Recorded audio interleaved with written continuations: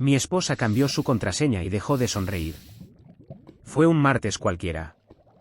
El sol entraba por la ventana de la cocina, iluminando el polvo que flotaba en el aire. Yo preparaba café, como cada mañana. Ella llegó descalza, con el cabello aún mojado, envuelta en su bata vieja de felpa rosa. Hacía años que no le quedaba bien, pero decía que era su favorita. La usábamos desde que vivíamos en el apartamento pequeño, antes de tener a Mateo. Buenos días, dije, sin levantar la vista del exprimidor. Hola, respondió. Y nada más. Esa fue la primera vez que noté que algo no estaba bien. Su voz sonaba lejana, como si hablara desde el fondo de un túnel. Pero no le di importancia. A veces estaba cansada. A veces el trabajo la estresaba. A veces Mateo no dormía, y se le notaba en los ojos. Lo que no sabía entonces era que ese gola sin sonrisa era el comienzo del fin. Un par de días después, quise revisar el correo de la casa. Nada importante, solo facturas, ofertas, esos correos que uno archiva sin leer. El wifi estaba lento, así que pensé en conectarme desde su computadora, que estaba encendida sobre la mesa del comedor.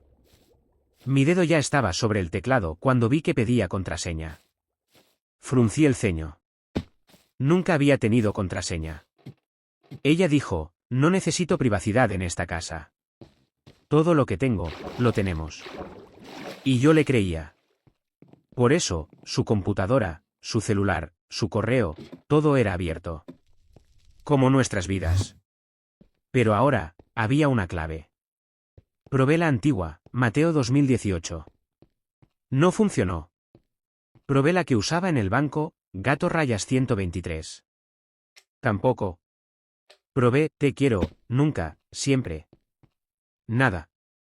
Me senté. No por el enojo, sino por la extrañeza. Como si alguien hubiera removido una pared invisible y tocado algo que no debía tocar. Cuando ella llegó, le dije. ¿Pusiste contraseña en tu computadora? Sí, dijo, sin levantar la vista del teléfono. Ahora la tengo en todo. ¿Por qué? Porque sí. Me lo recomendó una amiga. Dice que es peligroso andar por ahí sin seguridad. Pero yo no soy un extraño. Lo sé, dijo. Pero no es por ti. Y se fue a la habitación. Cerró la puerta. Ahí empezaron los pequeños cambios. Antes, dejaba el celular boca abajo sobre la mesa, como si no le importara lo que entraba o salía.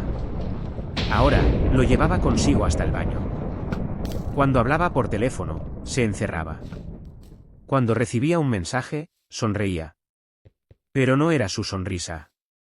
Era corta, rápida, como si se le hubiera escapado sin querer.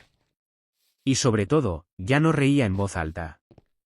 La risa de Ana era lo que más amaba. Era fuerte, honesta, contagiosa. Cuando reía, parecía que el mundo entero respiraba mejor. Ahora, si alguna vez se reía, era por algo que veía en su pantalla. Nunca conmigo. Nunca por algo que yo decía. Traté de hablar con ella. Una noche, mientras Mateo dormía, me senté a su lado en el sofá. Ana, ¿estás bien?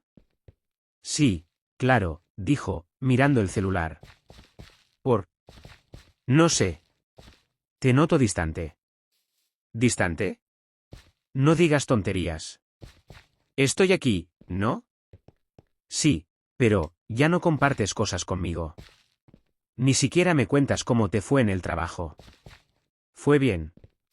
Nada especial. Y antes lo hablabas toda la noche. Antes no teníamos un hijo, ni hipoteca, ni facturas. Antes todo era más sencillo. Tenía razón. Pero no era solo eso. Había algo más.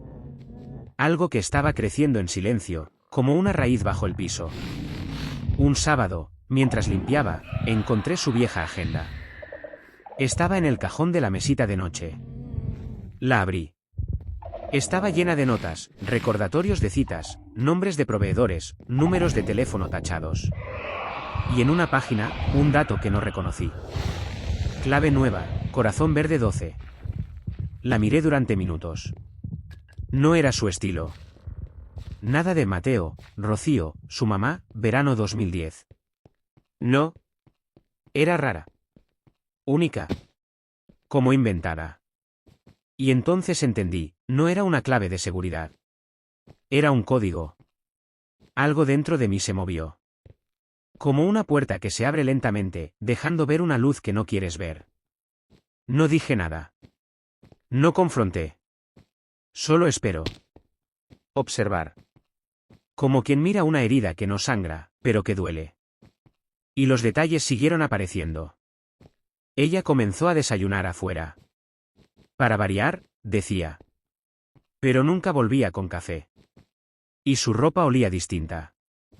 No a su perfume, sino a algo más suave. Dulce. Como si hubiera estado en un lugar con velas aromáticas. Compró un cargador portátil. Nuevo. De color azul.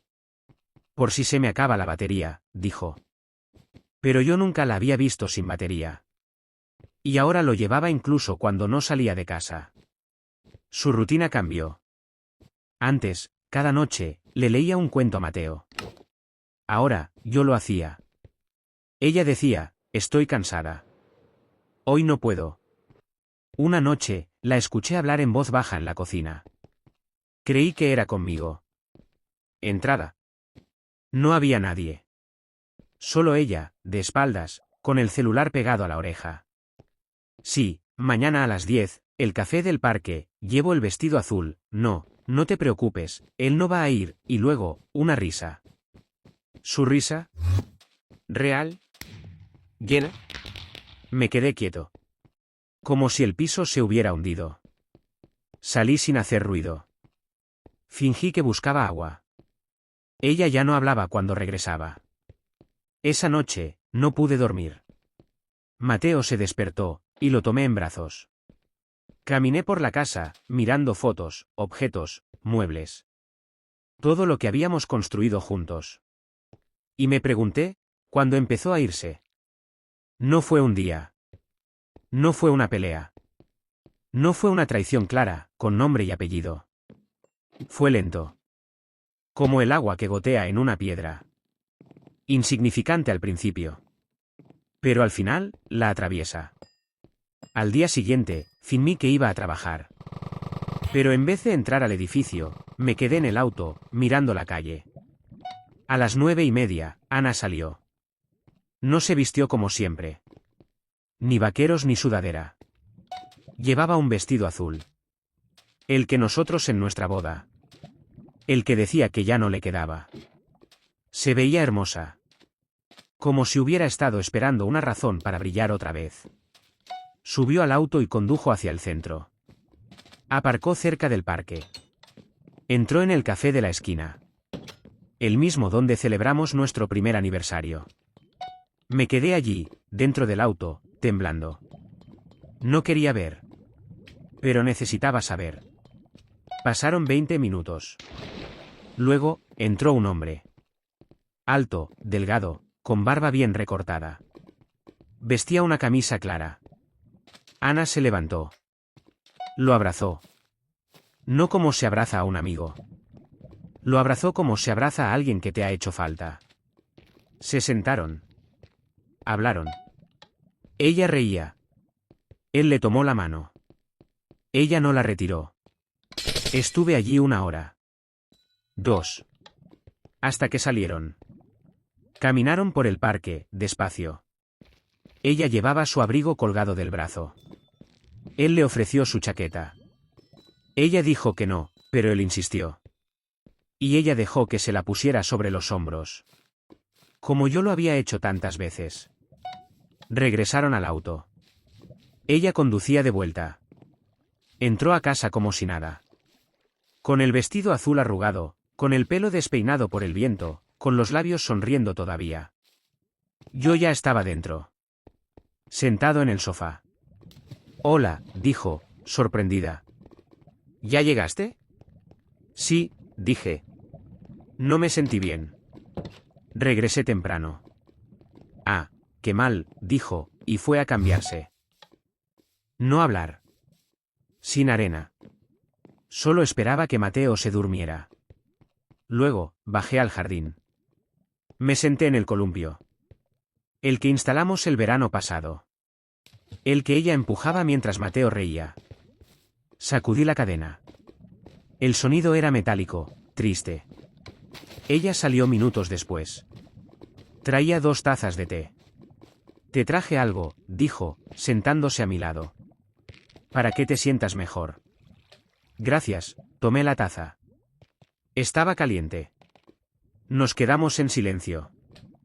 Muy poco común en nosotros. Antes, el silencio era cómodo. Ahora era pesado. ¿Sabes? Dijo, a veces pienso que nos perdimos. La miré. ¿Qué quieres decir? Nariz. Todo era más intenso. Ahora es rutina. Cenas, trabajo, niño, sueño. Nada sorprende. ¿Y eso es culpa mía? No, dijo rápido. No es culpa de nadie. Es la vida. Pero, siento que ya no estoy presente. Que me convertí en una sombra de lo que era. Pero estás aquí, dije. Todos los días. Sí. Pero con la mente en otro lado. Hubo un largo silencio. Largo como un adiós. Vi el café, dije, sin mirarla. Ella se quedó quieta. La taza tembló en sus manos. ¿Qué café? El del parque. Vi cómo llegabas. Cómo él entró. Cómo se sentaban. Cómo te tomó la mano. Ella bajó la cabeza. No es lo que piensas. Ah, no. Porque se veía exactamente como lo que pienso. Él es un amigo. Solo eso. Un amigo que te hace reír como a mí no me dejas hacerte reír en meses. Un amigo al que abrazas como si no hubiera mañana. Un amigo que te pone la chaqueta como si fuera yo. Ella no respondió. Solo lloró. Suavemente. Como si el dolor ya estuviera dicho. No sé cuándo pasó, murmuró. Solo, comencé a escucharme. A preguntarme. A decirme que era hermosa, no por cumplido, sino porque lo sentía. Y yo, necesitaba eso. ¿Y yo no te escuchaba? Sí. Pero de otra forma. Más práctico. Más, esposo. Él me mira como me mirabas tú al principio. Sentí un nudo en la garganta. Porque quería enojarme. Quería gritar, reclamar, exigir respeto. Pero también entendía. Porque yo, sin darme cuenta, había dejado de ser su enamorado. Me convertí en su compañero. En el padre de su hijo. En el tipo que paga las cuentas. Y olvidé ser el hombre que la hacía sentir viva. ¿Lo amas? Pregunté. No lo sé, dijo. Pero siento que, con él, puedo ser alguien que ya no soy contigo. ¿Y conmigo? ¿Ya no hay nada? Hay mucho. Hay historia. Hay Mateo. Hay amor, sí. Pero es distinto. Es un amor que se quedó quieto. Y yo necesito moverme. Nos quedamos allí, en el jardín, hasta que el frío nos obligó a entrar. No dormí. Ella tampoco. A las 3 de la mañana, la escuché llorar en el baño. Me levanté. Me senté frente a la puerta. ¿Quieres hablar? Pregunté. No sé qué decir, respondió. Me siento culpable. Pero también, aliviada. ¿De qué? De que ya no es un secreto. Esa fue la primera vez que me sentí un poco más cerca de ella desde hacía meses. Al día siguiente, hablamos. De verdad hablamos. Sin gritos. Sin acusación. Le conté cómo me sentía. Ella me contó lo sola que había estado. No esencialmente. Sino dentro. Como si viviera en una casa con muchas ventanas, pero nadie mirará hacia adentro. Y entendí que no se había enamorado de otro hombre. Se había enamorado de la sensación de ser vista otra vez. Le pedí tiempo. No para retenerla, sino para recuperarnos. No quiero que elijas entre él y yo, le dije.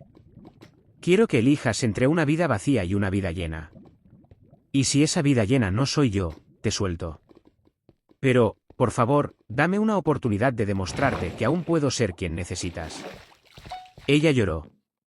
Pero esta vez, no de culpa. De esperanza. Decidimos tomar distancia. Ella se fue una semana a casa de su hermana. No para pensar en él, sino para recordarse a sí misma. ¿Quién era? ¿Qué quería? Yo me quedé con Mateo. Lo cargué más. Le leí más. Cociné, limpié, bailé con él en la cocina. Y cada noche, escribía cartas. Cartas que no le enviaba. Cartas donde le decía todo lo que había olvidado decirle. Cuánto me encantaba su risa. Cómo me robaba el aliento cuando se ponía ese vestido azul. Cómo extrañaba sus abrazos de oso.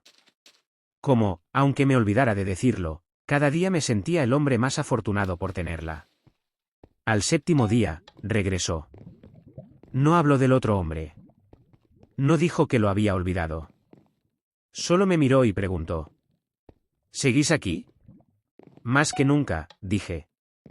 Y entonces, pasó algo simple. Algo pequeño. Sonrió. De verdad. No fue grande. Fue una sonrisa leve, tímida. Pero fue real. Y vino hacia mí, no hacia una pantalla, no hacia un recuerdo. Vino hacia quien estaba frente a ella. No fue el final. No resolvimos todo en un día. Pero fue el comienzo. Porque a veces, el amor no se rompe por una gran traición. Se desgasta por olvidos. Por comodidades. Por dejar de ver al otro como una persona viva, con sueños, con miedo, con necesidad de sentirse amada. Y a veces, para salvarlo, no hace falta un gesto enorme. Solo un cambio. Un verdadero cambio. Desde entonces, no volvió a usar su contraseña. No la necesito. Porque ella, poco a poco, ha abierto su puerta otra vez. Y cada día, trabajo para merecerla. No como marido perfecto. No como padre ideal. Sino como hombre que aprendió, tarde, que el amor no se mantiene por inercia. Se mantiene con atención. Con palabras. Con miradas que dicen, aquí estoy. Te veo.